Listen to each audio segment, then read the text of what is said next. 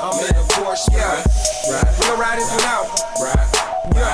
Let me put my St. Louis hat on. Yeah. See, I'm a St. Louis nigga, a money gon' getter. Don't matter how I look because the money gon' get her. I'm the same little nigga, a U-City nigga, a half a order fried rice, St. Paul nigga. I'm a emos eating nigga, a White Castle nigga, a dice shooting, got my no space playing nigga. All my north side niggas, my east side niggas, my west side, south side, 3 or 4 niggas. I keep St. Louis on my back, St. Louis on my hat, St. Louis on my tat. So how real is that? I got a St. Louis address, St. Louis assets, St. Louis clubbing where the St. Louis asset, St. Louis ways in my St. Louis J's, caught a St. Louis case in my St. Louis days. Now I'm international, St. Louis with a St. Louis swag, getting St. Louis paid. See, I'm a St. Louis nigga, a money gon' get her. Yeah. Back up in this motherfucker one more again. But me to you, you yours, from your hood to my hood, Hillsdale, 68th Street, representatives, Hillsdale all day. STL, shout out to the motherfuckers that made me and raised me. Y'all not cut from my cloth that start making our fabric. And shout out to all the niggas that jumped in, jumped out, and got away with it. We out here representing every day, from me to you, you to yours. Today, 1 is our 100th episode, and 2, this is week 7 of the Thursday morning pre-cap. And this nigga over here say he the talent, so. Duval! Shout out to the goddamn Jaguars. Now, the Jaguars lost to the Seattle Seahawks on Sunday. We wasn't here for Sunday, so we got to do a little Sunday recap, cap on the cap. Now, the Jaguars lost to the Seattle Seahawks at home. They still the best team in Florida. Now, listen to this. I'm not biased. I am not biased. The Bucs beat the Seahawks the week before on the road. The Jaguars' loss was better than the Bucs win. The Bucs might be 5-1, and the Jaguars might be 4-2, but the Jaguars is still the best team in Florida, and that's not being biased. Duval. Whatever, man. You are completely out of your mind. That is the dumbest shit.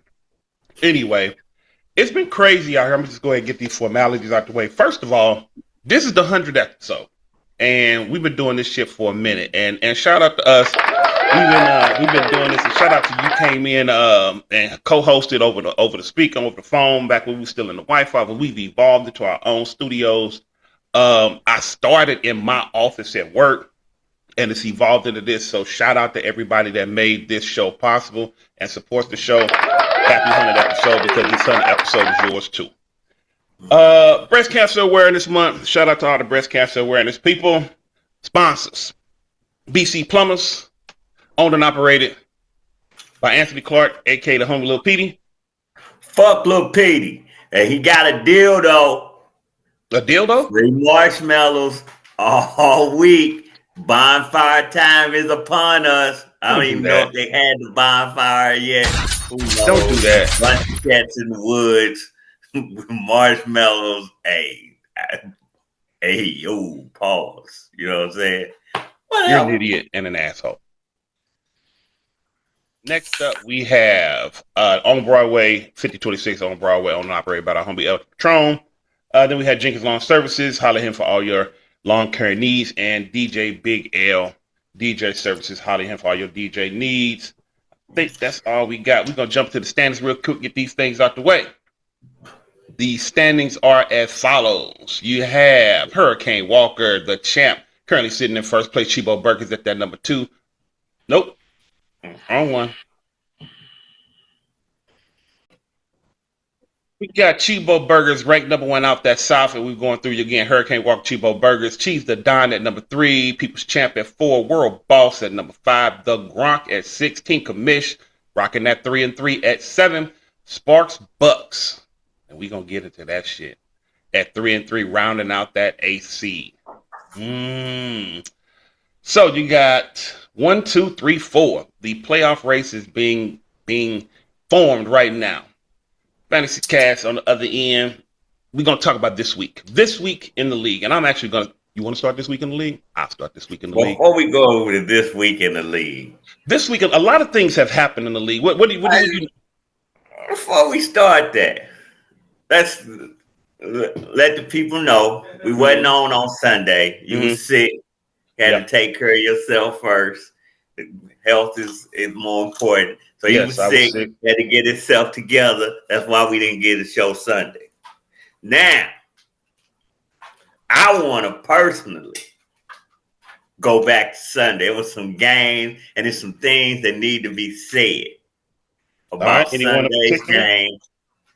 So, yeah, I ain't going to do every game. Some of y'all don't deserve no love. But let's start off with some games. One of the games of the week was Cheese the Don versus Hurricane Walker, the champ. We made that the game of the week. And what happened? Down goes the champ. The champ lost. And let me tell you, not only did the champ lose, the champ lost because the champ got a little cocky. The champ lost because champ don't want to wake up on Sundays no more. He used to wake up on Sundays and fix his lineup. Now the champ fixes his lineup on Wednesday, and he don't come back to the next Wednesday. And he lost 182.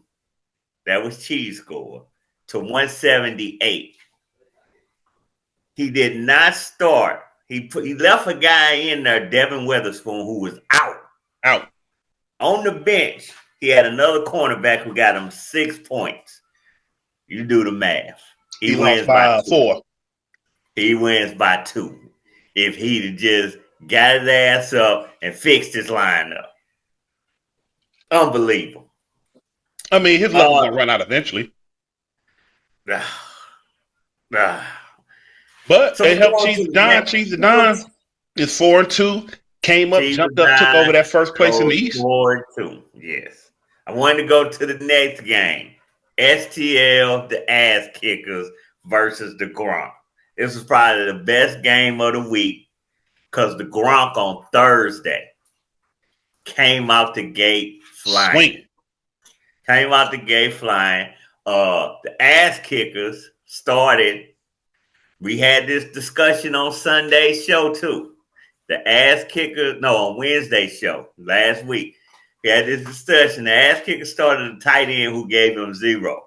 And I took a beating in the group. I want to give you credit. I actually do want to give you credit because on a Wednesday show, you was pumping up, having insurance. This is why you get your insurance. And I went in and I said, Mayers is trash. He's a bum. And then Mary goes out and scored 18 points. What I want to give you credit on all week, you was getting dogged. And not one time did you throw me under the bus or say, I only did this because Roy was hyping him up and he fucked me. You took it like a man. You said, hey, if the advice don't work out, take it like a man on the chin. And that's on you. And that is exactly what you did. Now, once did you throw me in the bus? I didn't even talk about it. I was waiting to see would you. And not once did you took it like a man. You made the wrong lineup thing. So when it comes to if you take our advice, we want our credit. Work out. If it don't, that's on you. You that's a grown ass man. What you did. That's and I live by that. And so you did that. And your defense, your defensive players, your special team players, and you made a trade to get Vidal. Man, everything came together, worked out. You pulled out with 247. You pulled out the win. It was something to watch, even though Sunday morning, early, 9:30 in the morning, you were stealing out the good game jinx.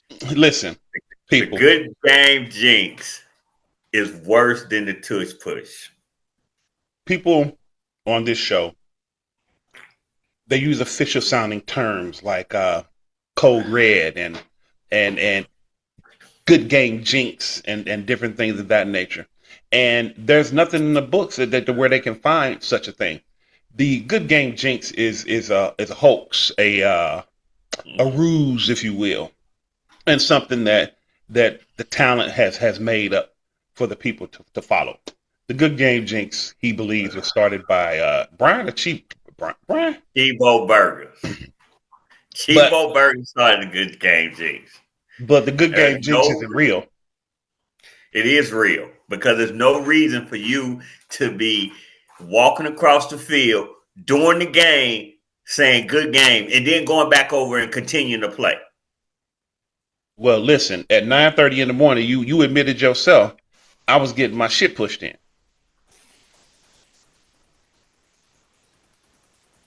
So I just said good game to the developer. That's it. Moving on.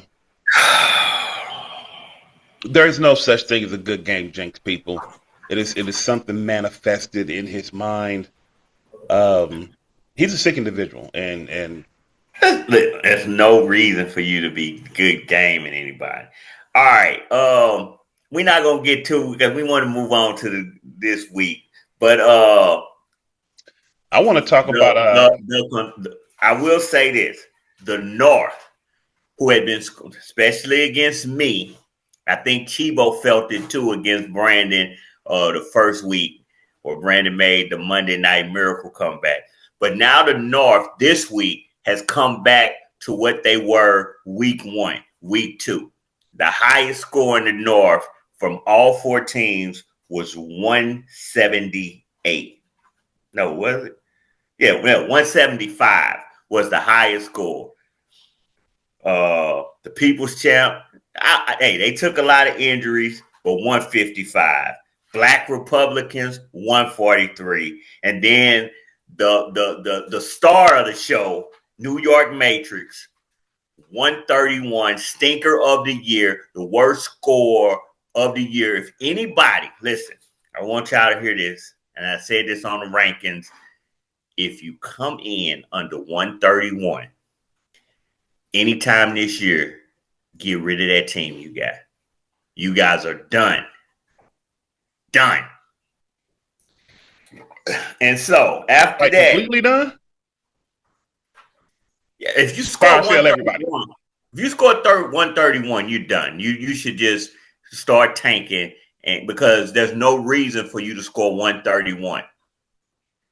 There's no reason for you to ever score 131. And if you go look at New York Matrix team from this 131, he didn't have anybody hurt. He just had terrible scores. No way he started. He had 20 guys. He just had terrible scores. He's still a 230, 240 guy. He's hit that. Golf was the only double. Golf had double digits, 18. Gainwell had 10. Brooks, his linebacker, had 14, and that was it. Than that. 3 guys in double digits. Everybody else single digits. That is just pathetic. Pathetic. And then we'll slide. And the only reason because I thought this was I like this. The FFC versus Missouri Kings. The shit bowl. Sometimes when you win, you really lose.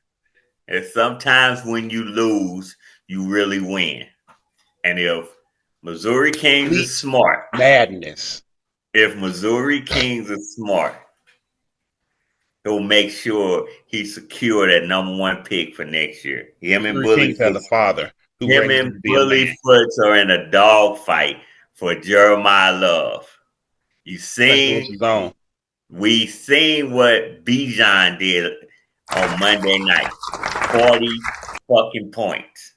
You don't get Bijan if you don't got the number 1 pick. And last but not least, what's this? Our host, our friend, Spark for the guy who had been leading the division. It was first place in the division. Yes. 6 weeks. In one game.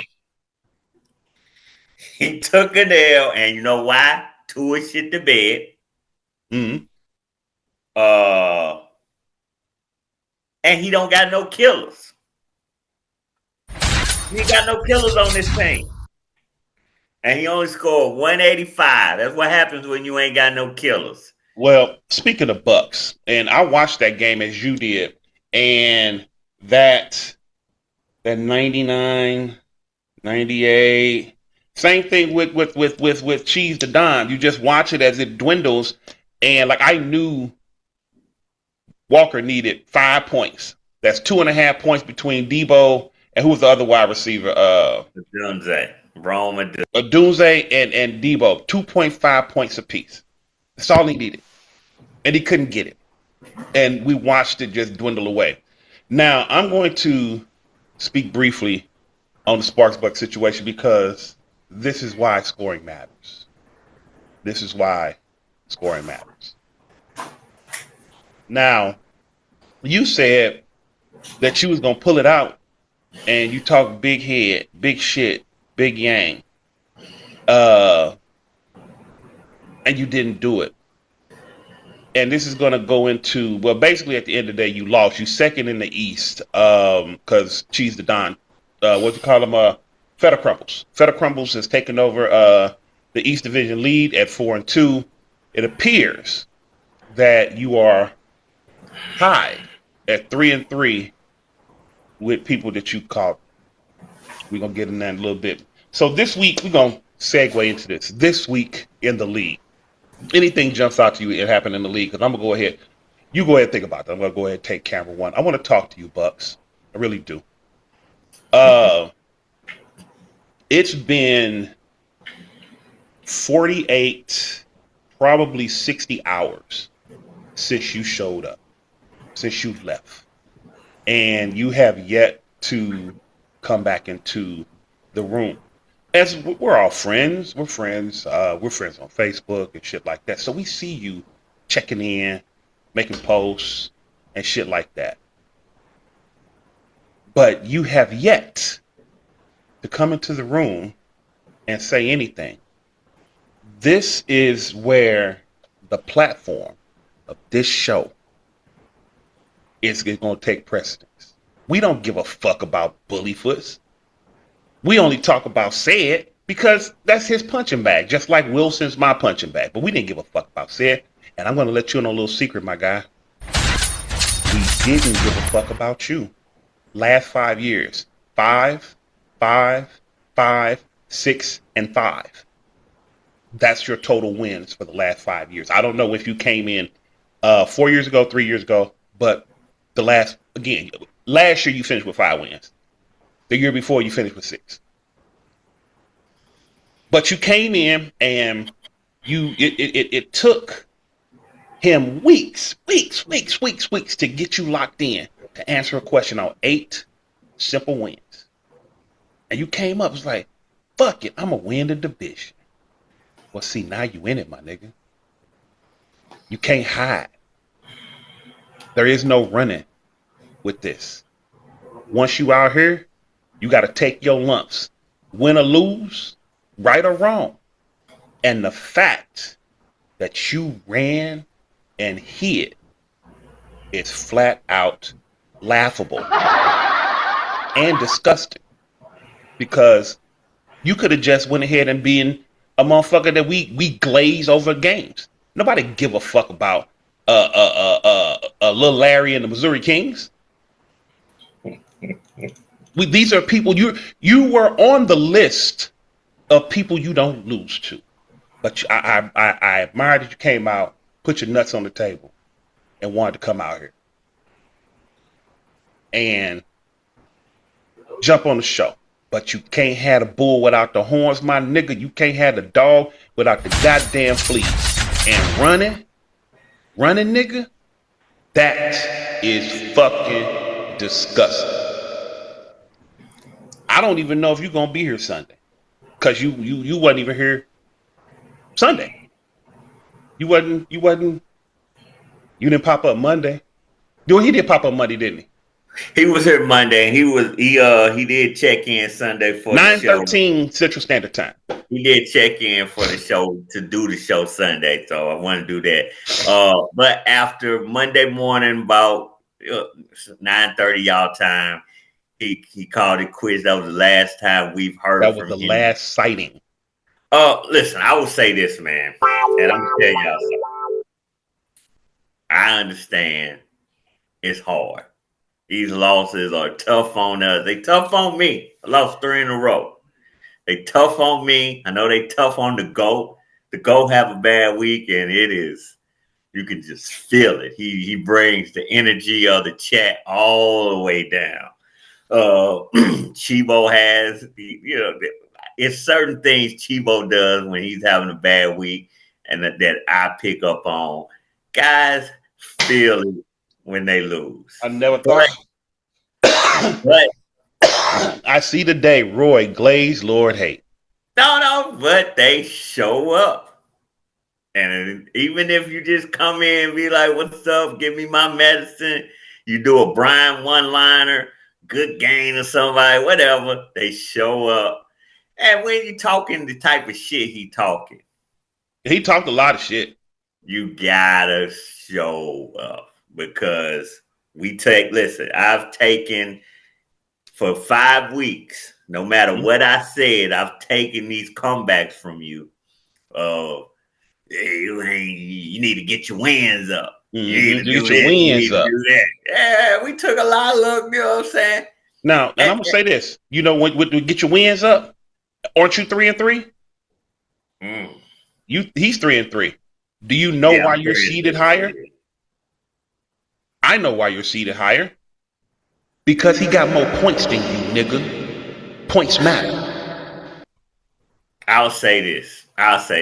And this is, listen, when I created this league, I had to accept that other people was going to win it. Other people was going to have better seasons than me. Other people was going to have games at night. We are all the main characters in our own movie, and we all feel it's gonna work out for us no matter what. It's always gonna work out for us, and I think that's what he felt. I felt he especially after he got Lamar Jackson, he felt it's gonna work out, and it looked semi good. But when I'm critiquing your team, I'm not just hating on y'all. If I'm critiquing it, I really believe it. And we seen this problem coming down the tracks. And that's always, when I say you ain't got no killers, this is the problem that I seen coming down the tracks. I seen this coming. And then boom. I mean, the 1 week Tua had 25 and 25. He was like, oh, okay. But Tua is Tua. And Tua gonna have them games where he gave you 7. And when you get them 7 games, that's where you need your killers. You need some killers to come back and help you out. And I'm gonna glaze myself because you was shitting on Barkley. Barkley had a bad game. He only had 10 points, but I got killers. So HN gave me 36. What's his name? Pickens gave me 30 something. I got killers. And so even though Barkley only gave me 10, that 36 that HN got, get 10 of that to Barkley. So now Barkley giving me 20, HN giving me 20. I'm fine. That's what killers do. Killers make up for when somebody slip up. That's why you need killers. That's why you need killers. That's all I'm trying to tell you. And he told you that from day one. You ain't got no killers on your team. My thing is, I'm going to finish up because I'm not going to spend a whole lot of time on this. You can't have the dog without the fleas, my nigga. And at the end of the day, you running and hiding is probably the most disappointing shit I've seen.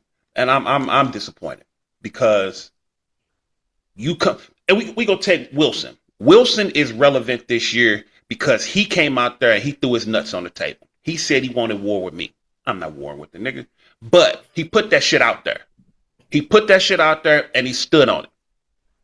The only problem I have with the nigga when he came out there and said something about this, the war's not going like you thought it would. Is it going like you thought it would, nigga? Anyway, but I'm not gonna spend no time on that. Back when I first got into the league, Roy was terrible. Roy was terrible. And Wilson gave him the business daily. Oh, he was rough with it too. It was horrible. But Roy was there. As the commissioner's league, as the co-commissioner of this league, we gotta be there. And if you're gonna be a co-host on this show, running ain't no option. And that's real spill. I'm gonna move on from that. Any trades that happen, anything like that?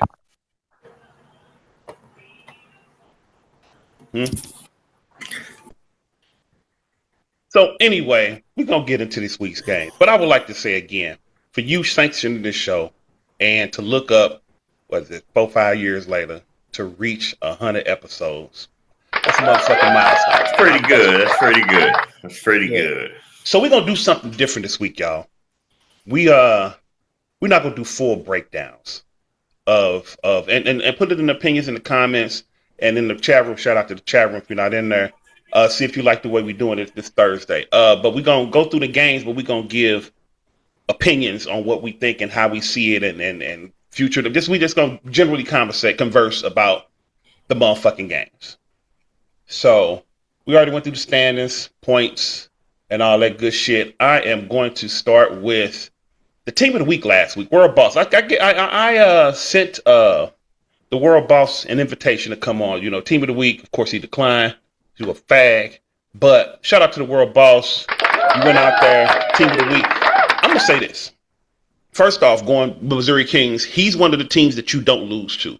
He's one of the teams that we don't talk about. We don't give a fuck about what little Larry is out there doing. He's just the Big Lawrence. Big Lawrence. We don't give a fuck about what the Missouri Kings out here doing. He just happened to be game on the schedule. And that used to be you until you stepped in the ring with the big dogs. Untuck your nuts. World Boss. I am not a tank strategy guy. I think it's some hoe shit. But I cannot deny that it launched him into that 2016, 2017, 2018 World Boss, back when he was Nas, Escobar, and all that old bullshit. So to go out there, you got Jaden Daniels, you got Bijan. I ain't gonna lie to you. I said I'm waiting on Bijan to get hurt because Algiers gonna go ahead and get that money. I'm just waiting on it. Waiting. I ain't gonna lie to you. But as far as GM, I got nothing I can say bad about this team at all, top to bottom. Honestly, in my opinion, I think he's a better team than the champ. The team is a better team, not by a whole lot, but enough that it's a noticeable difference. That's my thing. Chuba Hubbard out, Mike Evans, Missouri Kings. You 1-5. I don't believe in the tank strategy. He does, but it's looking like you gonna get that first pick. And he needs it. He needs it. With that first pick, you think that first pick is going to launch him back to a contender? Because I'm not gonna beat this here horse, but this is why he was never one of them ones. He made the playoffs last year for the first time, and it was a fucking event. It was a goddamn event when the Missouri Kings go out there and beats one of us, especially me. Because again, I'm the king shit talker. I am the king shit talker, and I sit on this motherfucking show right here, and I tell you niggas what it is, whether you like to hear the shit or not. But he was always just another team on the thing.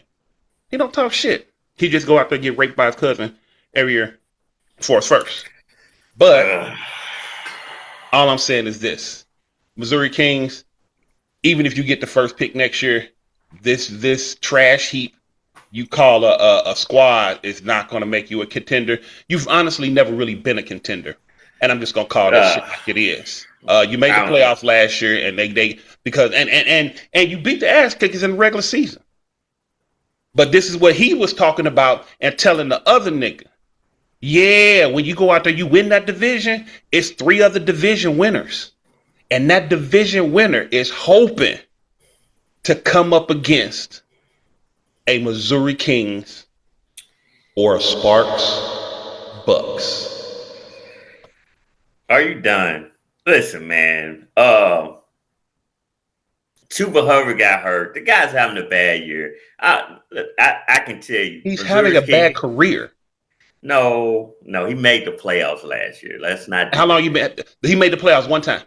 It don't matter. He made the playoffs last year. Okay. He's not having a bad career. The guy's out here doing his. This is the Glaze shit that I be tripping out. Not a Glaze. He's never had a season. Let's be honest. Mm-hmm. Since he's been in the league, just like you, he's never had a season where he didn't have 6 wins. He's come close with 7 and 7. I'll take he that. had 8 and 6 last year. The guy plays his butt off. But I'll be honest with you. If I was him, I'd be trying to get the number 1 pick. And he start building his team up. He's got a couple of foundation players with Mayfield, Hubbard, Troy Franklin might become something. It's going to take him a little while. He's one of those guys that might take him 3 years. He got some foundation. I mean, and Stevenson's on his way out. Everybody can see the wall with Ramondre. So getting the number 1 pick and replacing it and getting you another running back that you're going to need, because if you don't have another running back on your team outside of Hubbard. Trading with him is so difficult. Oh. Well, you shouldn't be trying to trade with him. Let's talk about the GOAT, the world boss. This is a good team. It's a really good team. LBJ Bijan is the fucking man. 40 fucking points last week. 41 is crazy. Is that the top this year so far? What, as far as points? For individual points? I'm not sure. I will double check on that, but shout out to Bijan. Yeah. And Jaden Daniels also he's a great quarterback. He's been doing his thing. I mean, listen, if there's any weakness on World Boss team, it's those Jets players. And that's about it. Because he shouldn't be. Listen, he's come in under 100, under 200 twice. And he shouldn't be coming in under 200 ever. No grown ass man should come up 200. Listen, let's be first off. I hear you saying nobody should come under 200, but if we're gonna go there, then we should go there and say the only team in this league who hasn't come under 200 this year is me. So, the current league leader in scoring. Yeah. But the current league leader in scoring is a 7th seed, 6th seed. Vic, listen, hey, what can you do, man? Some guys, they stepped up on the week. That's always been my biggest fear. That as much, because we do talk a lot of shit. So we talk a lot of shit, and then that 1 week, and some guys will live with it. They'll be like, I beat that shit talking motherfucker. I made him shut up. I don't give a fuck if I lose the next 5. Mm-hmm. We all been, but see, you've been there, I've been there, because we put ourselves out there. We do this shit. We give opinions. We give hard opinions that people don't necessarily want to hear, but it's out there. We put ourselves out there. You can't run. So back to World Boss, man. I think he's definitely contend. This is a win. They should put him at 5-2. I think the South has a problem. I will say that the South we're gonna get into the South's problems. They might have a problem. And you did a breakdown earlier. We go to the next game. Chibo Burgers versus the Gronk. This is where the start of the South problems begin. Because everybody got to see Gronk. Well, I saw Gronk and I put a foot in his ass. But everybody at the ass kickers. I'll break it down real quick for you. Based off last week, I do not believe in the North. Brandon, the People's Champs, they're hurt. So it's probably going to be 2, maybe 3 weeks before they get back healthy. Mm-hmm. And they plan the East. Mm-hmm. So the East should take advantage, especially with Brandon being hurt. The East should take advantage. Also, my guy, Black Republicans, some of his best players are hurt. And I'm going to be honest, he hasn't been that great of a team, but he did score 250. He has the ability to score 250. But some of his main guys are hurt. So, again, the East got to take advantage of that. Said it's trash. Bullyfoot's team is just not really that good. And he's got some hurt guys too, but they just not that good. So if the East take advantage with everybody in the East, well, the 3 main guys in the East, ass kickers, Cheese of Don, and Bucks, if y'all just take advantage and win those games because y'all should, you just should, because I don't see it just miraculously getting better for these guys. They are under 200 teams, all of them, until People's Champs get healthy. Yeah, until People's Champs get healthy, which might not be until we back into division play. So for People's Champ, it don't matter. As long as he win that division, he's still like he's got killers, so he's still scary. And if he's healthy by the playoffs, it really don't matter because he'll get a top 4 seed in the playoffs. But here's the problem. You guys have got 4 games against them, and y'all should win all 4 of them. Should win all 4 of them. That'll put every team in the East or the North. No, every team in the East with 7 wins by week 10. Going into week 11, all of y'all should have 7 wins minimum. That means y'all need 7 wins minimum. Chi should have 8, and you other 2 should have 7. And then I don't know who y'all play exactly in week 11, but then going into week 12, getting back in the division, y'all should all at a minimum be at 8 wins. So even if y'all knocking each other off, somebody's going. The threshold has always been 8. But that's true. But if 8 teams come out of please look in the camera one. If 4 teams come out of the South with 8 wins, somebody's gonna have 8 wins and get fucked, and that's where the problem comes in. What problem? Well, the problem is it's 6 spots and it's 18. I'll take this one. Being that the East did not play the South this year, there is no head-to-head competition. Head-to-head is always the first tiebreaker, which is why you are ranked 8th and I'm ranked 9th. But if there is no head-to-head, they go to what? They go to points. They go to points. So yeah, my nigga, we've been telling you this since day one because we've been doing this show for motherfucking 5 years, 100 motherfucking shows, and we've been telling you motherfuckers points matter. Because when it comes down to it, that low man on the totem pole is gonna get fucked. So, points do matter, but wins matter too. So if you got 9 wins, you're gonna be in over somebody with 8 wins. And where I see the South biggest problem is once we get in the division play, we can start take each other off. So this is one of those things we used to talk about when we be outside of the outside of division. Those games are important. And maybe I'm a little hyperbolic when I go and say, "Oh, this is a must-win game," or "You got to win those outside the division," because at the end of the day, no matter what, the quickest to 8 is the quickest to guarantee they spot. They punch their ticket to the dance.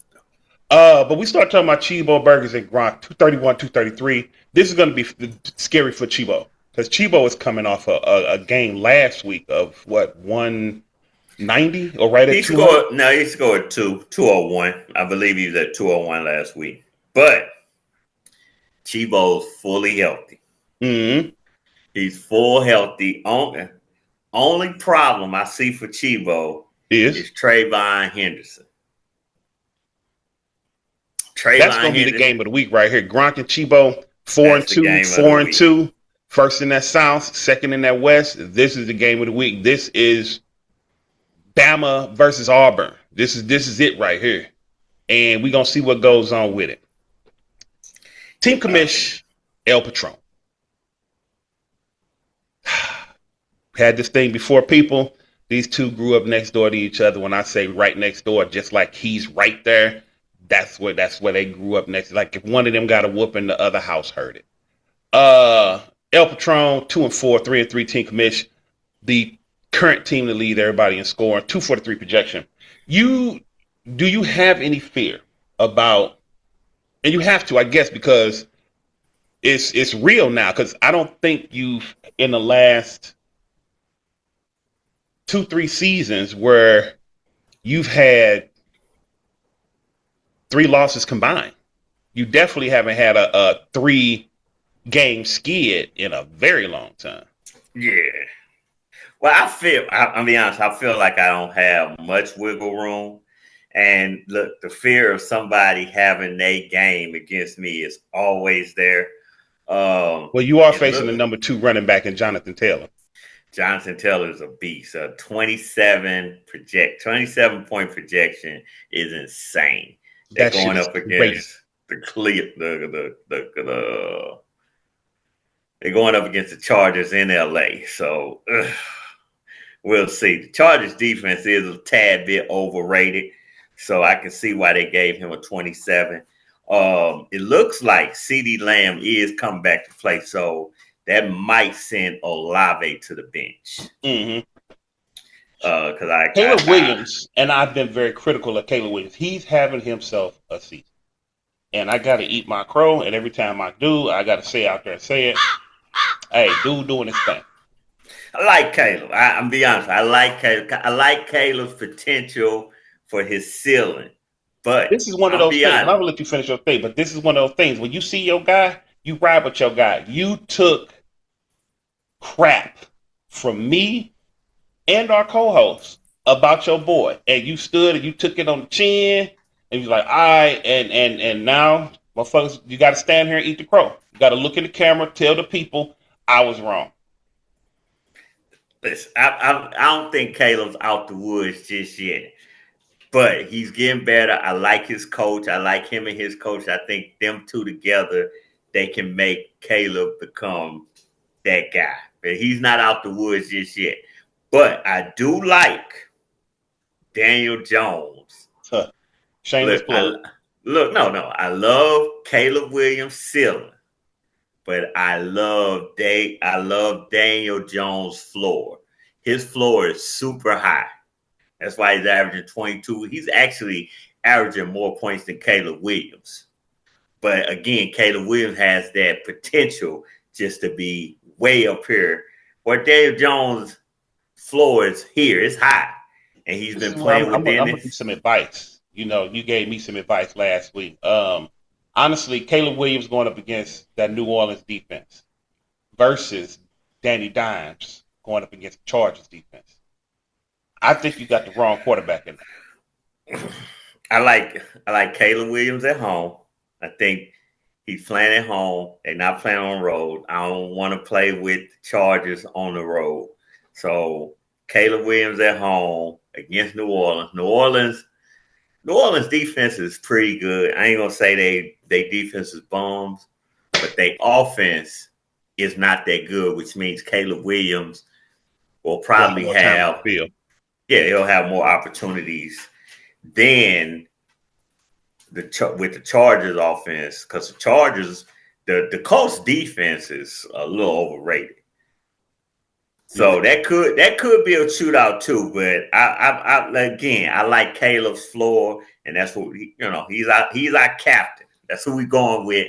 You know what I'm saying? If the matchup ain't just the Titans, like if they ain't playing the Titans, then no. Yeah, some of his draft picks of last year, this year, and the year before, they just always didn't pan out. Plus injuries. El Patron, he always looked good on paper, kind of like who we getting ready to go to next, U City Lions. Guys look good on paper. Look good on paper, and when the rubber meets the road and the whistle's down and all the popcorn is in the seats and everybody good, y'all shit to bed. So I'm gonna move into the champ at the crib against the U City Lions, that 3-3 team, fourth in that division. Do you know why that 3-3 team is ranked below me? Scoring matters. But you got 236, 217. Hopefully Walker come out here and fix his lineup because this shit, he's weird. Brian, look at me. I don't know what you're doing. I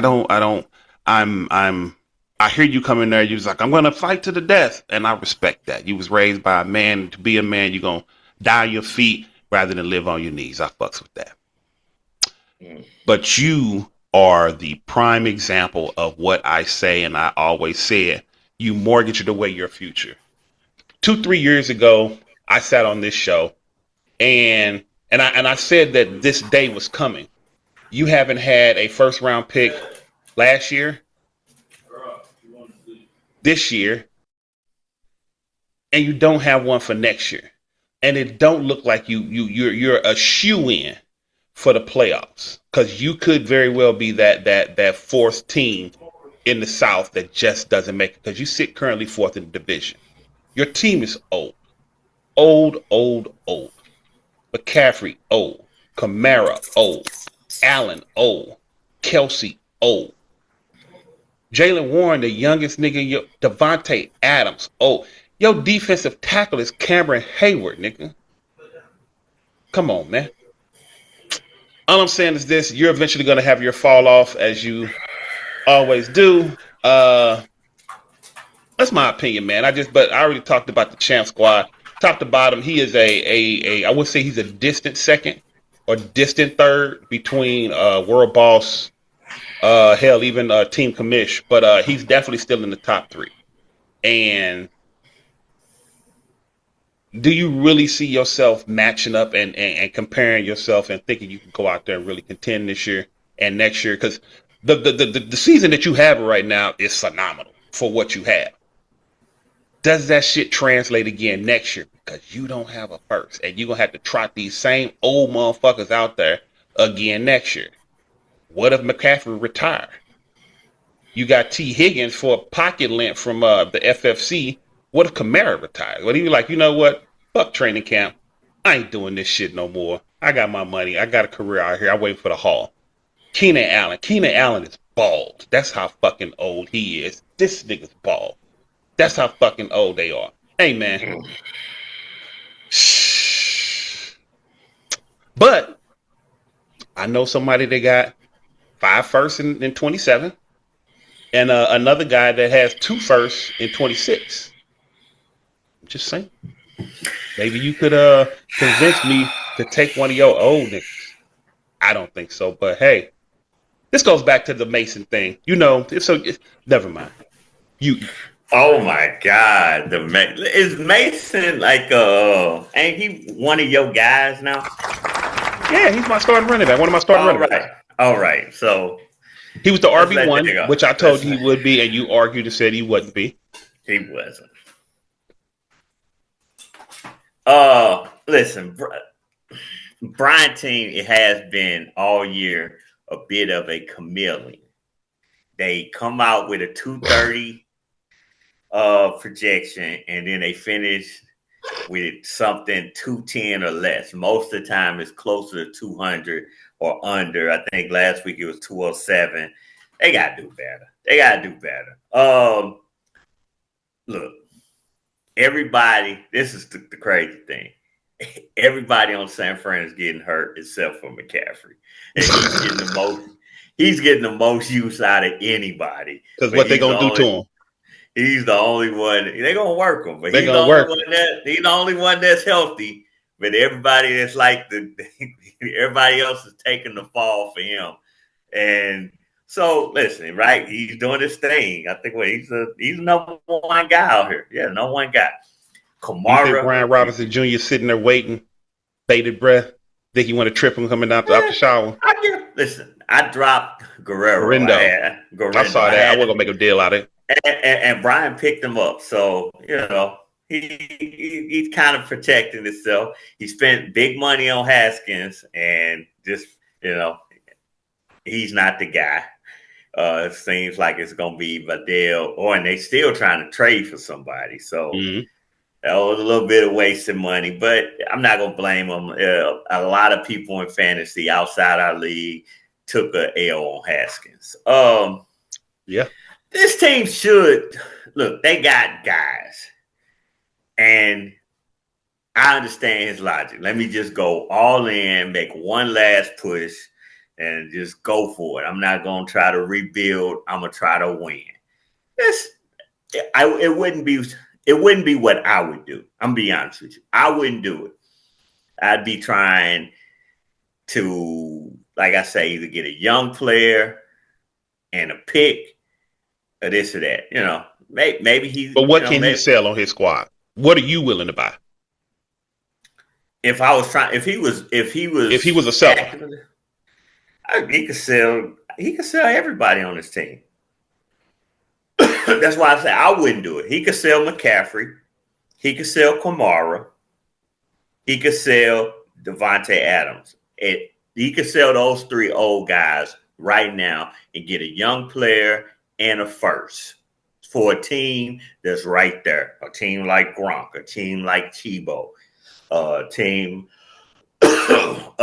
like Cheese the Don. And I'm sure, Bucks, he sold his first, but if you was willing to go 2 years. What did he sell his first for? For Waddle and Pachenko. But you couldn't tell me that Bucks wouldn't want Devontae Adams right now, or everybody would want CMC. Everybody would, if you had the chance to get him. I'm sure you would say no, but it's a lot of teams. They had a chance to get him, and they could plug CMC in their lineup. And let's say they didn't take too much of it. Let's say they lost the first and a young guy that they liked. They take it. They take it because they want to win. Everybody wants to win. They would take it. But look, Brian's trying to win. I'm gonna be like this with no Allen, no Cook. I think Brian gets the win this week. I think Brian gets the win. Takes down Hurricane Walker with his second loss. With no Josh Allen, no Cook. I think Brian gets the win. Shout out to Brian. I want to talk. We're getting over to that North versus this East. We got Cheese the Don and People's Champ. I want to do Cheese the Don and People's Champ. People's Champ is injury plagued. Justin Fields just wasn't doing it. Let me say something about Justin Fields real quick. Justin Fields can get you 30 or get you 6. But for fantasy, he's not a good NFL quarterback. But for fantasy, Justin Fields, he's a beast. Not with 7 points. Denver defense put 7 on a lot of people. Oh yeah, but the way he plays though, like okay, he couldn't do that shit against Denver, but it ain't that many 9 Denver sacks? It ain't that many Denvers out here though. That's the thing. And when he runs and passes, whether they win in NFL style or not, fantasy wise, he's a beast. So, like, again, you see Justin Fields and you think, oh, he garbage. But for fantasy, you got to be careful. It's one of those things where last week he looked trash. But if you go 2-3 weeks ago, it was 30. They playing Carolina this week, so that should help. Yeah, that this could be a 30 game. RJ Harvey getting you 9, that's less than 10. That ain't what you traded for him for.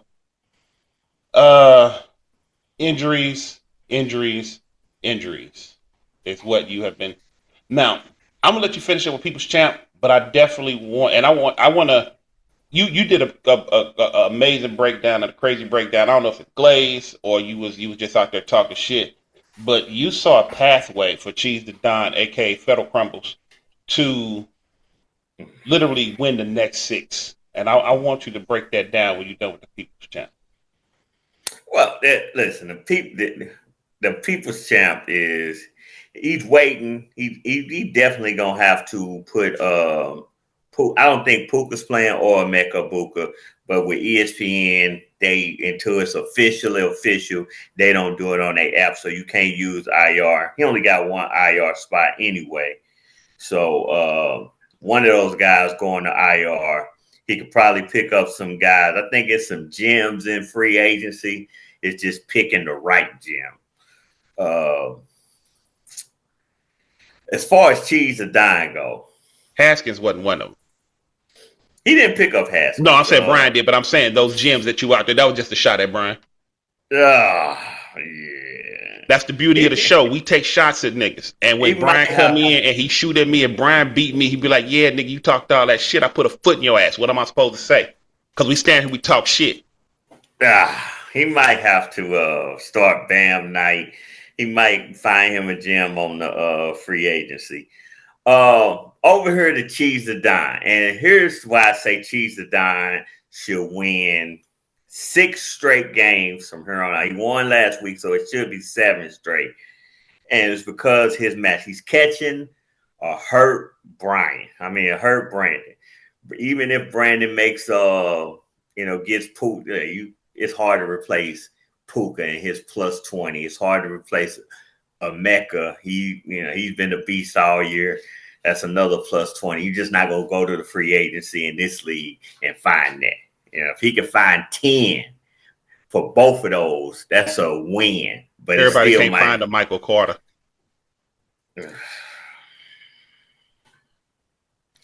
So he's got People's Champ this week. Next week, Black Republicans, another team that's hurt. He's hurt. Listen, people, he's hurt. And then he plays the New York Matrix, who scored 131 with a fully healthy team. That's the best. Well, I mean, he's missing Neighbors, but listen, Neighbors is gone. So 130.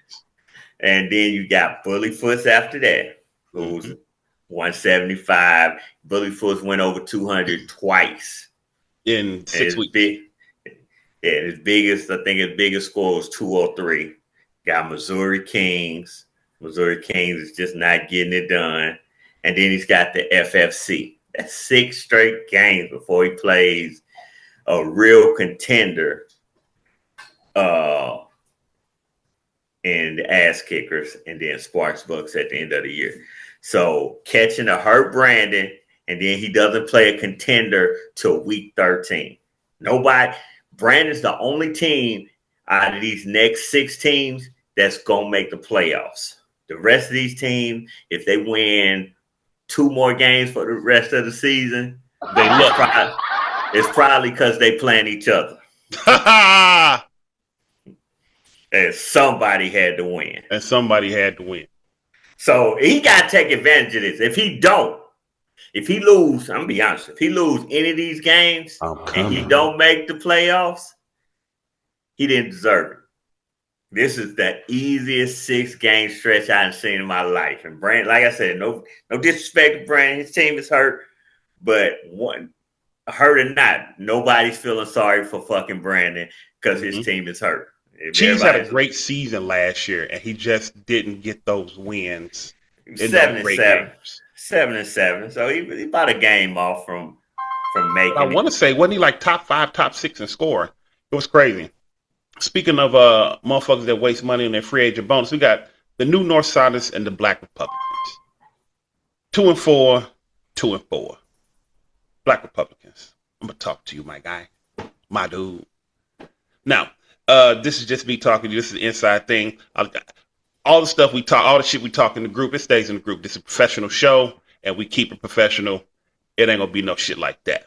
But I told you when you popped all that yang at the beginning of the off season You popped all that yang at the big after the draft. You walked in big nuts. You Harry Stamper, big nuts. Black Republicans came through popping yang. You was just a motherfucker that we didn't even really give a fuck about. But you came in jumping on.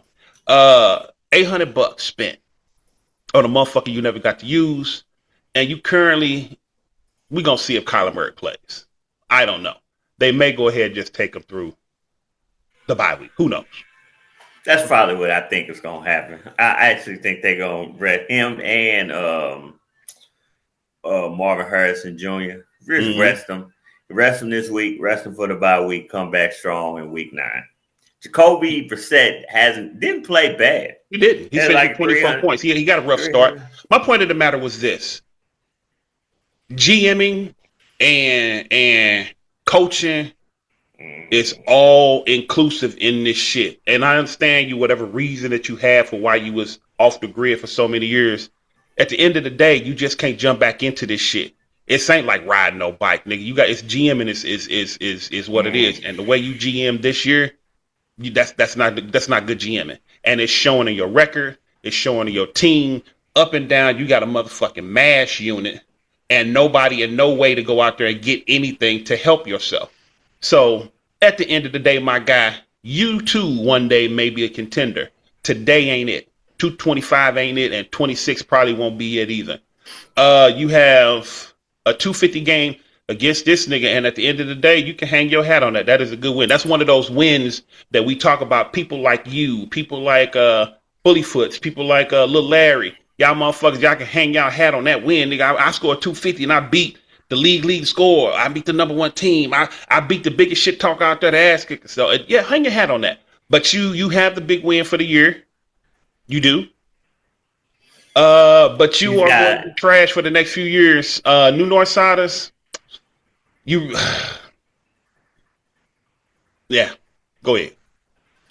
He has this is interesting. So you got New Northsiders. You see how we didn't even talk about New Northsiders? That's how we do motherfuckers that are not. This is interesting because if New Northsiders win, that's another win on New Northsiders' belt.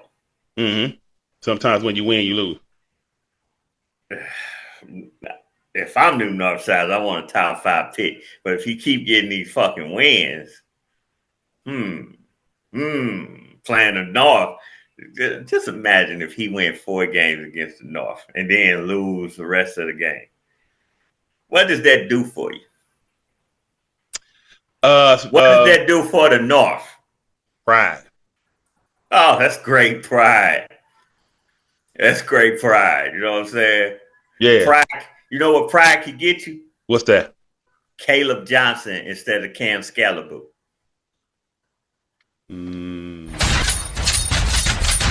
That's the difference. Now, technically, this year, Gronk took them back to back. But let's say you had the 8th pick, or the person that you beat had the 8th pick, and you got the 9th pick. And those were your 2 choices. He gets Cam Scalaboo because you beat him, and you get Caleb Johnson. That exact mindset and that position is what cost me Bowers, and I had to go buy him. That's a lot of pride that you won. Anyway, I will admit, Black Republicans made a mistake. I understood what he was trying to do. He saw an opening. It was early. He saw an opening. He thought listen, I'm not as good as the People's Champ, but if the People's Champ don't got a quarterback, that brings him back to the pack. And I think that's what his thinking was. So he spent the money. In hindsight, it was a bad move. It'll probably help him going forward. He'll learn from it. Now, if he make the same mistake twice, then But in hindsight, it's a bad move. It's something that I'm sure he regrets. He'll remember it next year, and he'll probably how they never admit their regrets. Hold on. He'll probably hold on to that. In those type of situations, you probably want Brandon to pay You probably would have wanted Brandon to pay because Brandon bid 601. You probably would have much rather Brandon pay that 601 and you paid 600. He beat you by one, but you made sure he paid. He went out there and bid it. He bid the money that you didn't want to do anyway. So he'll learn from it. And he'll probably have a better team next year. So he'll value the money more than he did this year. So that's going to be interesting, though, to see. Because I believe, I'm going to be honest with you, I don't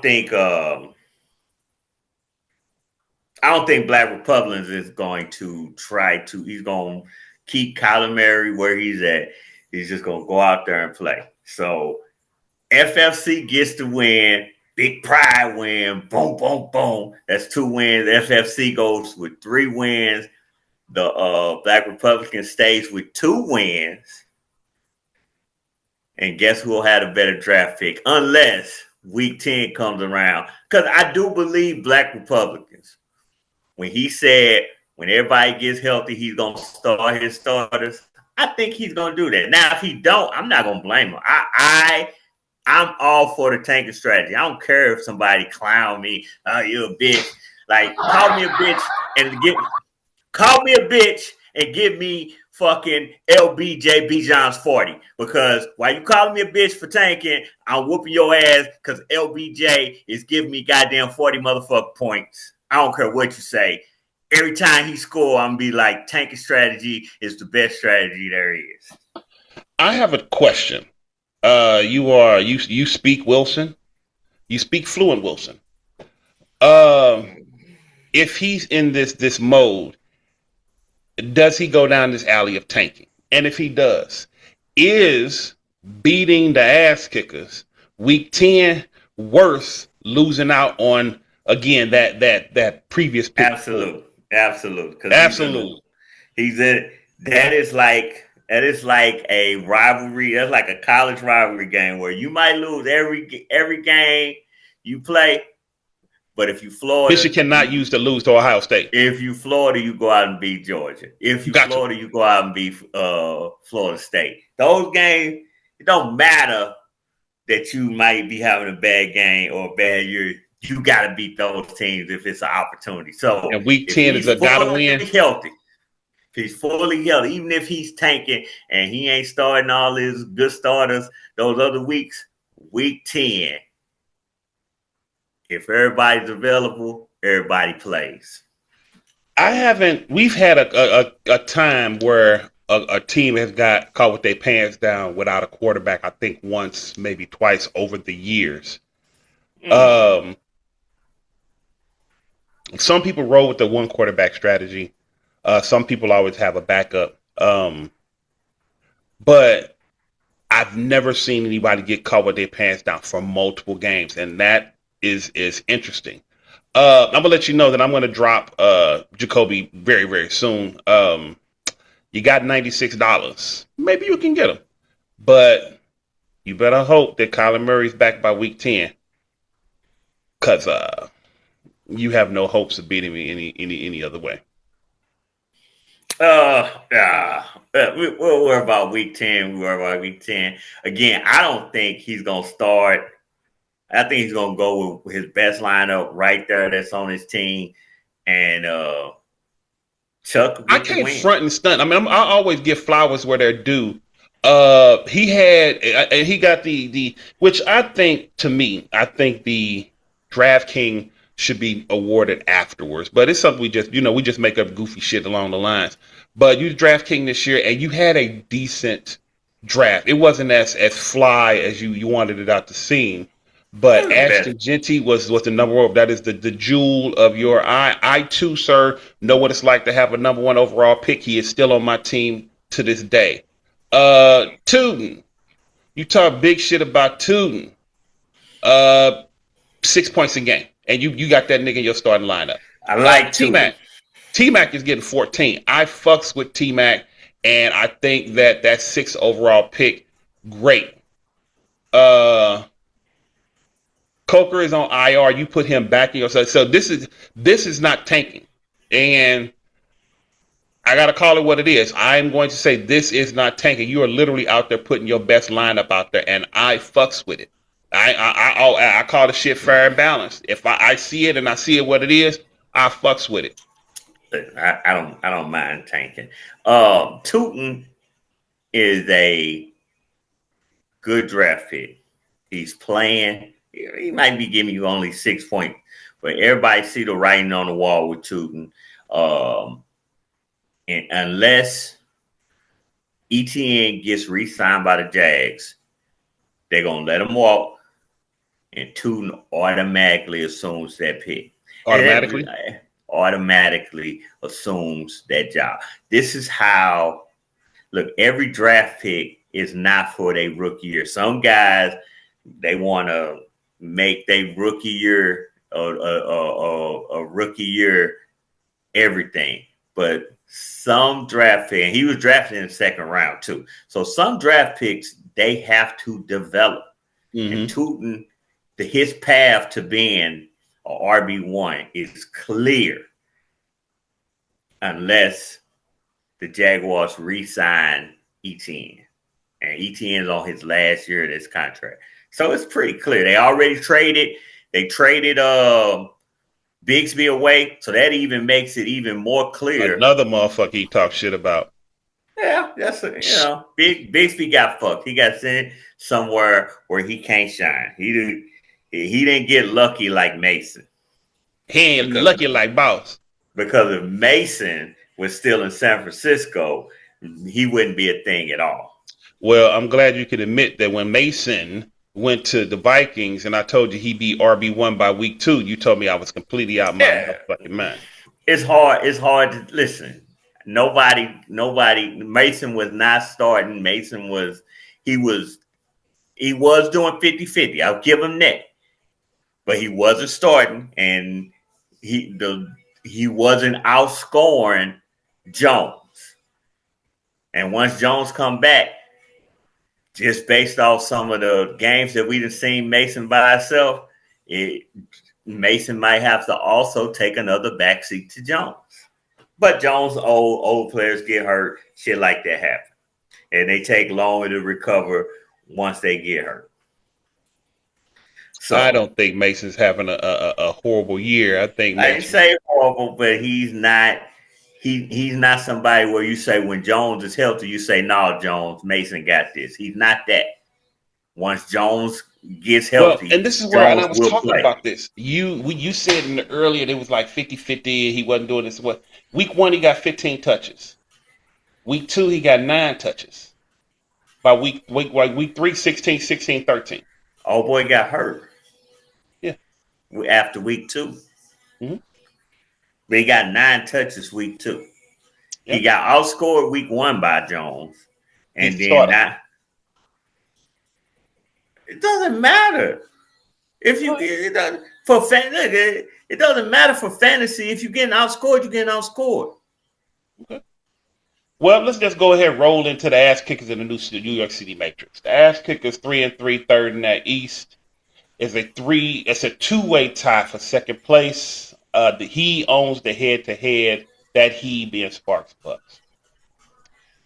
The ass kickers, they have a great defense, and the defense has really been keeping them in it. What was it like last week? The punter got you 20. The kicker got you 20. Nah.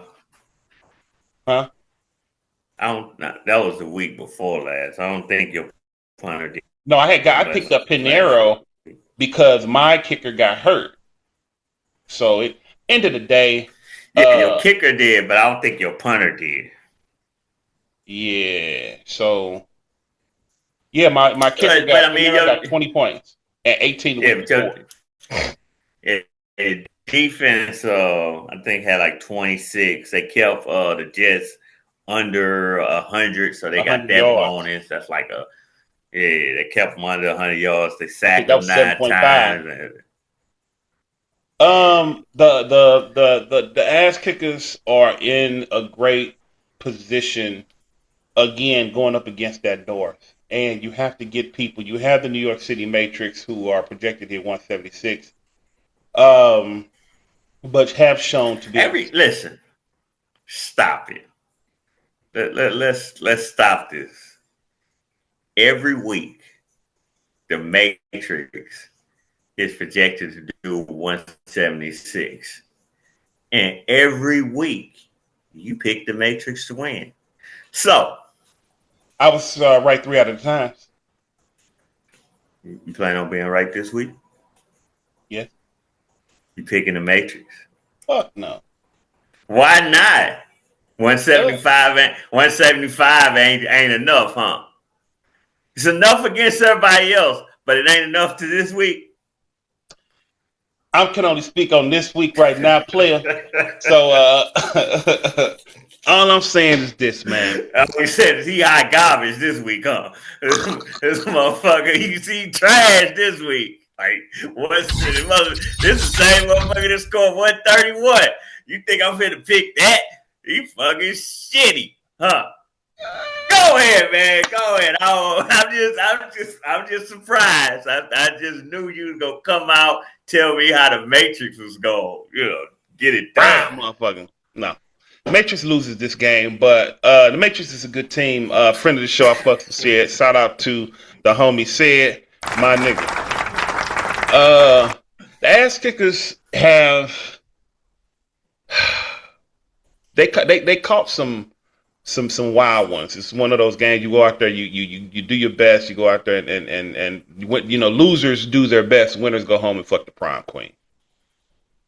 Sometimes those 3 losses, I know at least 2 of those should have been wins. But hey, shit happens. But the ass kickers are definitely a contender, and this is the last week of the first half of the season. And I got big questions about the ass kicks. All right, so only Lad McConkey and Josh Jacobs are the only 2 guys that you start and you never bench. No matter if they ain't on the bye, they start. Everybody else at some point. Bench Smith? Yeah, no. Did you?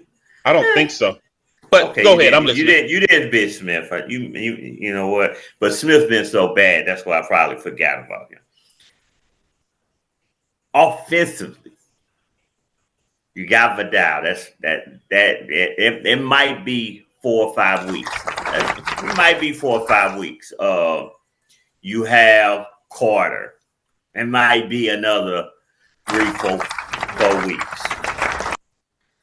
You say this all the time, so now I say it to you. Is this sustainable? Because the guys that you want, for whatever reason, you don't fuck with Josh Downs. For whatever reason. Like this week, I know he's got the concussion, but regardless, you don't fuck with Josh Downs. Love getting benched this week, I see. It makes sense. May's been acting an ass. You got to start him. So again, only mainstay, because Love at some point might be back to starting again. Only mainstay is Jacobs, McConkey. That's 6 other spots that I moved. You've been moving guys in, and you've been finding guys off the. It's Mason. Actually, Mason has been he didn't start week 1, did he? Did you start on week 1? I can let you know. I don't know. Let me see. Did you start on week 1? You might have started him. I think I did. Let me see. No, he wasn't in the lineup week 1. Nope. He had a good game, but he wasn't in. He wasn't. Did he have a good game? No, he got like 9 points that first game. Okay, but I don't see him in there. No, I don't see him. Started down. So my point is this: is this sustainable? Because we've asked this about other teams. I mean, come week 13, come week 14 when you know in the heat of the division race, or we gonna be depending on Coleman because Vidal is no longer viable? We gonna have to depend on Josh Down because Carter is no longer viable? Is that a concern of yours, or you just think you'll find a way? Because I that's think I'll what you've find a been way. doing. That's But what you've been doing. two things. I'm always gonna put my best foot forward, and I'm always gonna pick myself to make the playoffs. But history has shown I do not make the playoffs back to back. That is the history of it all. So if I don't, honestly, I ain't gonna give a fuck. But I am always gonna put my best niggas forward, and you have to. And I appreciate the flowers, but I have GM'd and coached the shit out of it. Even when I made moves, and you looked at me like I was crazy. Cause what you say? Start him. Start him. If Carter's so good, start him. Yeah, I'm still not a Carter fan, but he came through for you. And maybe you'll have Brock Bowers back. Maybe you'll have Reed back. So these guys are just holding the spot till Reed can get healthy. They projecting Reed will be back in December. We'll see with Bowers. Keon Coleman is I, my problem. Josh Downs, he had a good game last week, and I didn't start him. But he's my problem. These other guys, are they band-aids or are they permanent fixtures in the lineup? Only time will tell. But the one thing that I got going for me is I'm playing the North the next 4 weeks. So the overall reality is, outside of them having one of those one-offs that Sid had where he got 240, the Black Republicans got where he got 250. Outside of that, fun fact, Broad Street Bullyfoots has never beat the ass kickers. Never. So I really think that I'm always putting my best foot forward, but if I don't make the playoffs, it wasn't my year to make it, no way. But if I do, that is not an excuse, because here's the thing. You play in the North. If you don't make the playoffs, it's because you shit the bed. yeah. At minimum, let's say Brandon get healthy. At minimum, you should beat the other 3. That should give you 6 wins with 4 games to go. Mm-hmm. If you got 6 wins with 4 games to go, and you don't get in, who's that on? It's always gonna be on the GM. Because you don't believe that Cheese and Don or Sparks Bucks is better than you, right? No, I do not. Okay then. So if we sitting at 6 wins with 4 wins to go, that's on you. Yeah. So I want to hear this ain't my year. I'm just saying. Do I think again? Cheese the Don, Sparks Bucks, they're not better scoring wise. It proves that. The ass kickers are top 5 in scoring. They are currently outscoring the entire North Division, the entire East Division, and half of the South Division. That's a lot of motherfuckers. And at the end of the day, like I said, this last week of the first half of the season, and we're going to see how this shit shake out. But I got myself going ahead getting playoff wins back-to-back years, and I'm going to start the North with the New York City Matrix beating their ass. All right, I got you beating the Matrix. Matrix trash. They not 131. They trash. We're not gonna. And if the young boy Junkins don't go off, he don't have nobody outside of golf that's gonna go off. Junkins is averaging 15 a game. Junkins, listen, man. I should have drafted Junkins with the 5th pick after the Travis Hunter debacle, but Cleveland scared me off. Him not being signed scared me off. But I think about that every day. Yeah, I think, and I'll give Chivo Burgers his props. If it would have went the way it was gonna go, even with his legal problems, Chivo Burgers was gonna take him. But Henderson was there, and Chivo was like, And we all fell into the Henderson trap. We just thought he gonna beat out Ramondre, he gonna take over, he can do it all, and for whatever reason, it ain't happened. I think it's about to start though. It's gonna start towards the end of the season, definitely next year. I think it's about to start this week. One thing I will say about May, since you got May, and we talking about Henderson. May does remind me of Josh Allen. And it's interesting how he uses his receiving core where nobody's the number one. Even Stephon Diggs, he had that great game against me, 25 points. Then the next week, only 6. But everybody else had a great game. So May spreads that ball around. Everybody will have a good game. I believe Trayvon Henderson is about to take off within the next 2 or 3 weeks. Ramondre he just can't hold on to that job. He's mid. But I actually think May is gonna become your number one starter. You done with this Packers stack. This Packers stack because Jordan May has emerged. We gave you a little heat because you did want to draft. What's his name? Bo Nix, but he got sniped, and then you got May. Mm-hmm. And that's, again, sometimes when you win, you really lose. Sometimes when you lose, you really win. So May look like, he was the better pick. He might, definitely. I mean, Bo Nix ain't been bad, but he ain't been great. All right. And May has been great. So last might have you one right there. Broad Street Bullyfoots, Sparks Bucks. 1-5 fourth in that North, 3-3 second in that East. Projected at 221. Trevor Lawrence, trash. Trevor Lawrence is a good quarterback.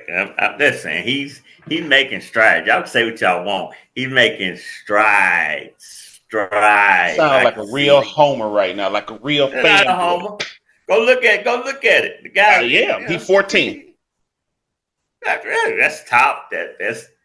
It's only 32 teams, and he knows what 14 is that top. So that's top half. Top 50%. There you go.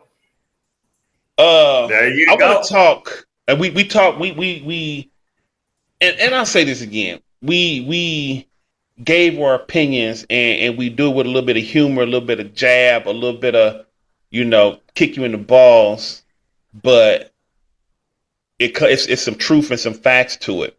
We talked about the Black Republicans and how they GM'd. He paid $250 for Cooper Rush, then dropped him and never used him. I still can't get past that motherfucking Williams trade. I'm sorry.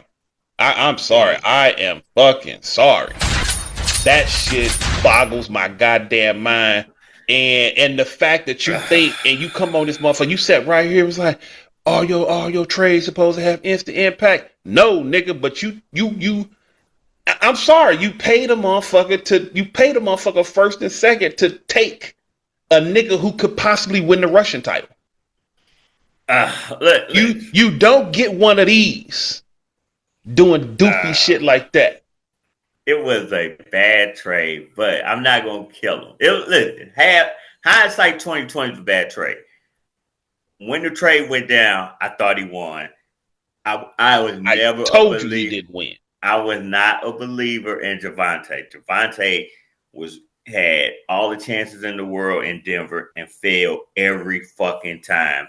Dallas is not a good team. Dallas was looking like they was just a team that can pass. Next thing you know, he comes in and he just takes that position. It wasn't getting a lot of great reports out of camp either. Wasn't getting, if anything, we was hearing more about Sanders than we was Javonte Williams. Mm-hmm. So he made the trade 2 days before the season started, or a day. Matter of fact, he made the trade the day the season The day the season started. He made the trade the day the season started. So, and I was like, oh, he getting Pachenko back. I fell into the Pachenko somewhat belief because I actually went after Pachenko too. But I will say this: the reason when I did that big trade, the only person I regretted losing to Chuck was Mahomes. I had a feeling I wasn't 100% sure about Kenneth Walker. I wasn't 100% sure about Hollywood Brown. And I definitely wasn't 100% about Pachenko. And I was like, if I'm going to lose somebody but get the number 2 pick, I can lose them too. But I had to give Chuck something. And I ended up giving him Mahomes. So listen, you said something earlier in the show before this in not this show but past shows, week 1, week 2, things of that nature, when you and Lord Hate be having y'all little spats. You said, these are your words, and you said why you had the 5th or 6th pick. What was the reason he had it? Because he earned it. He had the 4th pick because he earned it. Yeah, because he earned it. Yeah. I just broke down his last 4 to 5 years. 5 wins, 5 wins, 6 wins, 5 wins, 5 wins. So why am I giving away a first round pick that's going to be a top 5 pick? I'll say this. First off, his last 3 years, when he came back, he did take over a bad team. And I'll give him his props. He drafted well for 3 years. And this year, he felt he had a team. So he went for it, and he traded for LJ. He went for it. And I didn't like that trade because he gave up JSN. And we see with JSN the number 1 wide receiver in the league. I didn't like the trade. I said I thought this was JSN's year. He was and now he's Puka got hurt, but still he's the number 1 wide receiver in the league right now. And LJ is a beast. I ain't gonna lie. LJ is a beast. LJ is a killer. LJ is 2 players in 1 almost because he's going off. When he's healthy, he's going off. So the trade wasn't 100% a kill, but the 4th pick, listen, hindsight is 2020. I don't think he would have took Emeka Egbuka at 4, but if he did, JSN, Emeka Egbuka, that even with Stroud, he would have had a good team. Hindsight is 2020 on his trades, and 2020 on his trades with the hindsight is bad. It's bad. But take all that away. Take the loss last week away. I don't know why he's running. I'm trying to be nice to him. I don't know why he's running. I don't know why he's fucking high. When I lost to Chibo, first thing I said, I came in here and I was like, I'm playing the fucking North next. By week 7, I should be 6-1. It didn't work out. I get it. But guess what? You fucking playing the North. You got 3 wins. Your next 4 games, you could easily be 7-3. Nobody's going to fucking respect you when I'm fucking 7-3. We seen what happened when you lost 1 game and you fucking went a deep dive high. You could have just came in and been like, whatever, get your shots off, whatever. The shots last a couple of days. But when you run, now when you come back and you get your wins up, don't hold no weight because you fucking ran at the first sign of fucking trouble. And it ain't even trouble. Again, you got 4 games against the fucking North. This is a fucking dynasty. That's what we was trying to tell you when you 3-2 and you acting like you won a division. This is a dynasty. A bad week is not going to fucking kill you. Why the fuck are you running? And we'll see you on Sunday. I'm sure he's going to show up. I'm sure he gonna show up on He Sunday. gonna have to explain to the people. But you He's can't gonna come get in this. one. Hey, you gotta come in this motherfucking Sunday and give us little humble hats. That's what we want. We want humble hats. You can't come in this motherfucker talking shit because who he playing this week? He is playing Bullyfoot. the Bullyfoots. Yeah, you can't come in this bitch. I'm whooping Bullyfoot's ass. I got 4 wins After now. running for a whole week. But that's the one thing that I had. I explained to them, and we, if you're not in the chat room, be in the chat room. Your shit talking, your joning, and your little snarky remarks, they don't hold no weight when niggas don't respect you. When niggas don't respect your game and they don't respect your shit talking, because when you on the ground, when the foot is on your neck, you hide. You go into the little space. And where people like Lennox and Wilson run to. You can't do that and be that out here. You gotta come out there and you gotta take it on the chin and don't fuck around and get 2 for flinching. You gotta stand there and be like, you know what? You a motherfucking G, nigga. But you can't run that, and you don't get respect like that. Nobody respecting your shit. At this particular point, the way you played it this week, even if you'd have stayed gone for just one day, we'd have been like, all right, we could have glazed you and even gave you a bullshit reason. Nigga got busy, shit going on, blase blah. These L's is tough. And sometimes you need to get away, but you gotta at least check in. Listen, come in one time. Hey, what's up? Get y'all shots in. I'm here for it. Or throw out a good game to whoever you play. Even if they ain't in the room, motherfuckers just come out, hey, good game. This guy, he got me. I'm fucked up right now. I gotta go. You know what I'm saying? Fucked up right now. Niggas respect. We gonna laugh at it. We gonna definitely laugh at it. Yeah. But we gonna be like, hey, you know what? What he say? Gold mouth. Man, they had enough. Go ahead. This is why we say don't run, because you're gonna come back on Sunday. And you're gonna come back on Sunday. And I know what you're going to do. You're going to come right at me. That's what you always do. You come right at me, or you're going to come at my Jaguars. You're going to do something. Because you got to talk shit. It's in you. You like that shit. You love talking shit. And ain't nothing wrong with talking shit, but you got to stand there. Yeah. You got to stand there. And it's the thing. You a St. Louis nigga.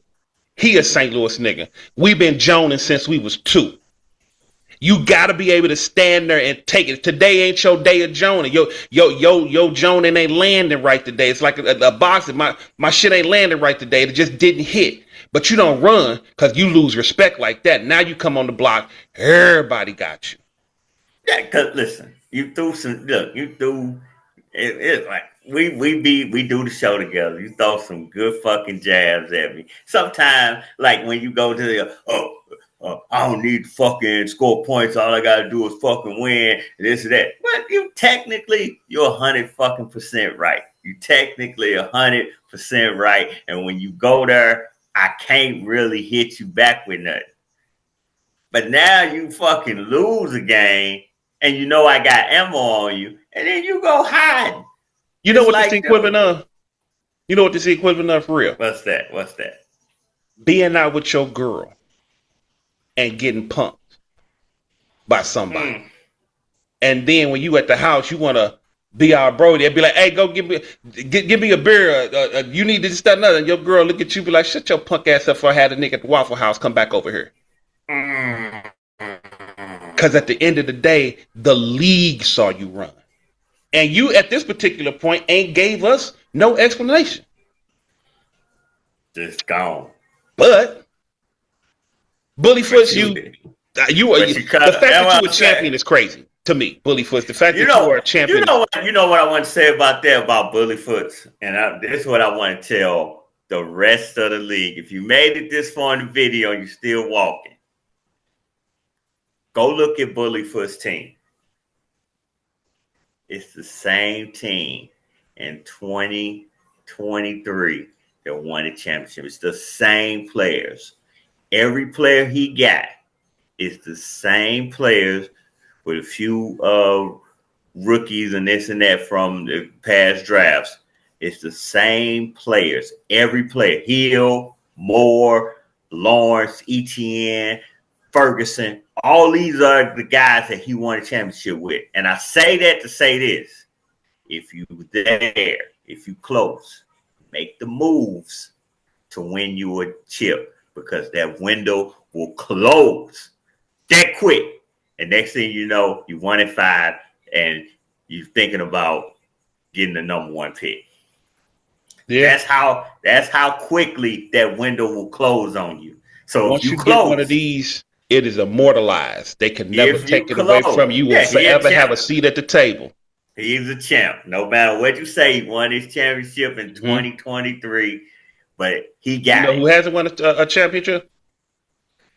Sparks Bucks. Anywho, I'm just saying that's been the show. Hey man, Sunday show is gonna be amazing. Listen, Sparks, I know you watching. Get your ass in here Sunday and talk your shit. But just remember, it's a lie. Because we know you're not that guy. You're not that guy. So when I do get to talking my shit, you slump down in your goddamn seat. You shut the fuck up. Go have a seat at the kids' table. Bitch, get down there and eat with your man. Shout out to Thick and Sweet people. Your saving grace is you playing the North. And some of us gotta go up against some of us in the South. Here's the thing. This is your saving grace. You playing the North. Don't fuck up and lose to none of them. Some of us in the South, well, all of us in the South, gotta see Gronk. All of us in the South gotta see Walker. The other, Patron is there. But his team consistently has been under 200. So projection wise, he's there. But that nigga lose to one of these teams in the North. He gone. That's what I'm saying. He can be gone. Here's the thing. He could be 7-3 in 4 weeks. And I'm 3-3. But if I lose to Walker or if I lose to Gronk, I might be 5-3. I might be 6-3. That's your advantage right now. You could still fucking have a better record than us before we go into division play. And you can possibly make the fucking, because once we get in division play, we knocking each other's off. Somebody's knocking, look, I'm trying to beat Chibo. I don't give a fuck if Chibo make the playoffs. I'm trying to make sure I get my spot.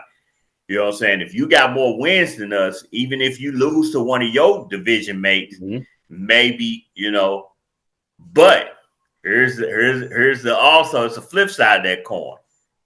If me and you both finish 8-6, they picking me, baby. They picking me. Can you tell me why they picking you? Because I got more. Because he can't score. He got a. I'm sorry. So scoring does matter. Oh, listen, scoring. If we both got the same record and we ain't played each other, scoring matters because it ain't no head to head. So the next tiebreaker is point score. There you go, man. No, listen, man. Listen. Like I said, I lost games. The first thing I said was, I'm playing the North. I'm fine. I'll be okay. You playing the North. You fine. You'll be okay. No fucking reason to fucking run and go ghost on us because you lost the game. It's just fantasy football. We ain't curing AIDS or nothing like this. Nobody's winning a fucking Nobel Peace Prize. It's just fucking fantasy Shout football. Out to the group. Yeah. Your words come back and bite you. This nigga right. Oh. And you 3-3, right? Yeah. I'm 3-3. The same nigga that was shitting on us is what? We got our wins up. Now we all 3-3. Now we all 3. We got our wins up. And this motherfucker will not show his face. What is wrong with him? I think is he on a 2-game skid or a 3-game skid? 2-game minimum. 2-game skid. 2-game skid is hurt. And won't show his face. On a 2-game skid. That is Just crazy. so you can't look at us in our 3-3 face, and we look back at you in your 3-3 face, and we have discussions like men. That's crazy. That is fucking That is bananas. that's crazy. Cause he talk big shit. Like, He did. in there. I want all the smoke. I want all Aren't you? Get your wins up. I Aren't you want still losing? Where are you at in the division? I'm tired with you now. just olive scoring, get you a win. Listen, that's great. And I get it. It's some great comebacks. We had nothing to say about it. But now, Until and then you go, because we was always there. I'm always in the chat room. I ain't got how many no shots girl. did you take? I ain't got no woman. I'm always in the chat room. So you know where to find me. I You ain't know hard to where find either. You know where to come in. You come in that motherfucker 2 in the morning. I'm in the dog ass sleep. If you say Roy, I'm gonna wake up just to say what up, nigga. I'm always in the chat room. You gonna find me in the motherfucking chat. You know what I'm saying? Win or lose. Where the fuck you been at? Goddamn motherfucking Sparks Buck. Where the fuck you at? And I know you still around, cause nigga, I go on my messenger and you know what I'm saying? It lets me know you been on Facebook. Like, what face? Who the fuck you talking to on Facebook so hard that you can't come in and swing the block and be like, what up, y'all? What up, y'all? I mean, even my boy Brian. Brian don't come in the chat room like he used to. He'll come in that bitch and say something and be gone. As of the time that we are taping, he was last on Facebook 5 hours ago. He hasn't been in the chat room, and in the morning when this drops, it will literally be 72 hours. We ain't heard from this nigga. We ain't seen this nigga. Nigga ain't said shit. But we was here to take every jab, every punch, every it don't matter. I'm out here. Get your wins up. Shut the fuck up talking. We shouldn't be surprised. You know what I'm saying? It's just like that segment, what I don't like. What I hate. And I remember I gave you an opportunity. How many of those did we get? We got 2. And how many games he won? 5.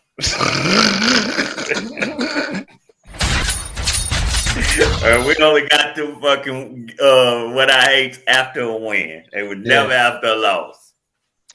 That's all good. And I'm not gonna lie, Roy. I thought you was a sore loser. And I've known you a very long time. You are a complete sore loser. But like this takes like cake. I don't like to lose. I'm be honest. I don't like to lose. I get salty. It is a salty time, and I'm looking for you to say one thing. You know, what the fuck you say? What the fuck you mean? It's a good morning. Fuck does that mean? What, I'm funny to you? What, you funny ha ha? You know what I'm funny saying? ha ha? Good morning, bitch. Don't say good morning to me. Fuck good about this morning, you motherfucker. Who you now to? you on my shit list because you said good morning. Hey, I get a little salty. I admit that. But listen. Have you ever ran? I'm going to sit there and take it. You know what I'm saying? Especially the way I talk shit. Like, listen, man. My man, I'll say this. You throw some good haymakers. But this took some sting off of it. Oh, this dude. Because like I said, it seemed like you was talking all that cash shit because you knew this day was coming. You knew that lead you had. It's like, you know what it remind me of? What's that? You playing basketball or you playing something against your big brother. You beat him that one game and he like running back. You like, fuck that. Nah. I'll see you in 3 months. We finna savor this. And that's what you was trying to do. You was trying to get your shit off because you was up. But you knew that shit wasn't sustainable. And now the moment it go away, you go away. Oof. The moment it went away, you went away. And you do the little Monday silent shit every Monday. Cause I'm in the chat room, so I see how y'all move. Mm-hmm. And after every game, if a person lost, you came in and you threw a jab. If you won, you came in and I thought I was gonna lose. This Monday, your ass didn't show up. Cricket. You was done. Cricket. that's the show, man. I ain't really got a whole lot to say. That was the last little bit. You gonna have a lot of splaining to do if you ever decide to come splain. But Nah, people like he gotta show up on site. He people like don't show Lennox, up they don't on. forget this. Ooh. Wilson probably won't clown you, but Lennox will. Lennox definitely, No, I'm gonna clown you, and he is too. Wilson will clown him too if he come at Will. This the thing. Ain't Wilson can't nobody. clown him. Wilson ran for 5 years. Nah, listen. Again, if he come back in the room and he start talking cash shit, people gonna remember. Hey, bro, you ran. Right, calm that shit down. Yeah, like, you know what I'm saying? Stop acting like you that guy. Let's come on back, man. You know what I'm saying? Hey, it happens, man. It's a We say it tough all the league. time. It's sharks in these waters. It's a This is tough the league. shark league. This ain't nothing you can't get past. For goodness gracious, I know you gonna stay gone, bro. And what's so crazy? This what gets me, and I'm not gonna harp on it. But what gets me is you won 5 games, 6 games, 5 games. You're used to losing. What made this loss so bad? Was it because of the shit talking? Nah, he building. That he was building those years. This was the year where he said, This was the year. "Yeah, I'm gonna win the division. That's my goal. You know what I'm saying? I'm showing y'all I'm building my team." And then to lose to El Patron, and not only lose to El Patron, only score 185 points And lose by 15. Yeah, and I told him, look, the little rookie, he a rookie. Bill let you down. He a rookie. He ain't no killer. Yeah, I can't put him just because he had 130-point game. I can't put him in that killer guy. He a rookie. Rookie's gonna do this. You know what I'm saying? Like, you can put Emeka Buka, somebody that you had a chance to get. You can put him in that because he done it back to back to back to back. Does Tyrone Tracy get his spot back? Nah, that's dead. Look, That's dead. By a rookie. The same rookie that you. You're right. Listen, that's dead. The first that Thursday night game where he went for 3 touchdowns, that was it. That's it. That was it.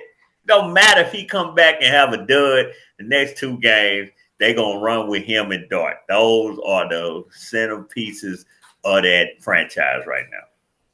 We got a few minutes before this usually hits our regular 2-hour spot. We got about 6 minutes.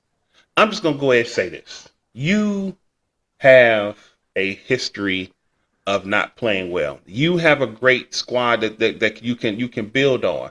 But the question is, because he said you took over a bad team, you had some good drafts and this, that, and the other. When do you improve? Because you had, first off, it took him forever to get you to admit that you can get 8 wins. Then you went out there and set your goal, your personal goal, your goal at division. You sound like a nigga that just happy to get in, happy to get invited to the after party of the biggest concert. You just happy to get a nosebleed seat to the No Limit Cash Money versus. No, real niggas go for this. Real motherfuckers want this. Not just happy with wanting to win the division.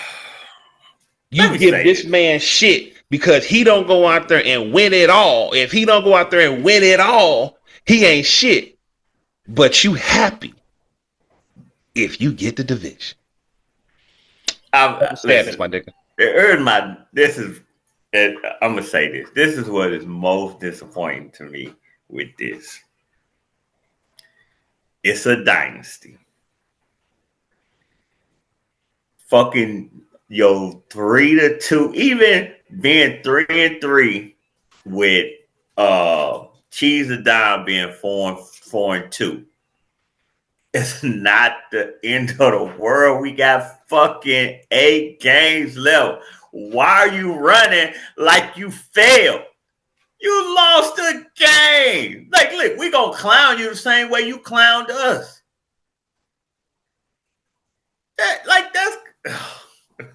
That's gonna come. We gonna clown you. But why are you running? Are you muted? You know how many times I haven't made the playoffs? Yeah, Yeah. 5. And do you know how many times I had to go in there and listen to Lennox motherfucking ass for days?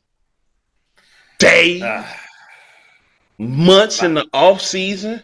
The I'm big beginning, fan. your team trash, you mid and blah, blah. But I was there. And whatever jabs and haymakers I threw, my shit had respect on it. This is what I think upsets me. Don't get me wrong. I don't believe your squad. I don't believe in your squad like you believe in your squad. But you running like this makes me believe in them even less because I feel like you don't believe in them. Yeah, like, dude. Okay, you 3-3. The division leaders 4-2. You right in it. And if you look at your schedule, you finna play some of the worst teams in the league scoring wise. That's just a fact.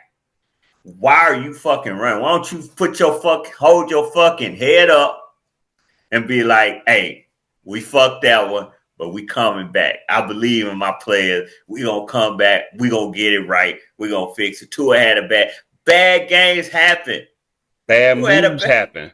Tua had a bad game. That was it. Tua had a nice, decent 20-point game instead of 7.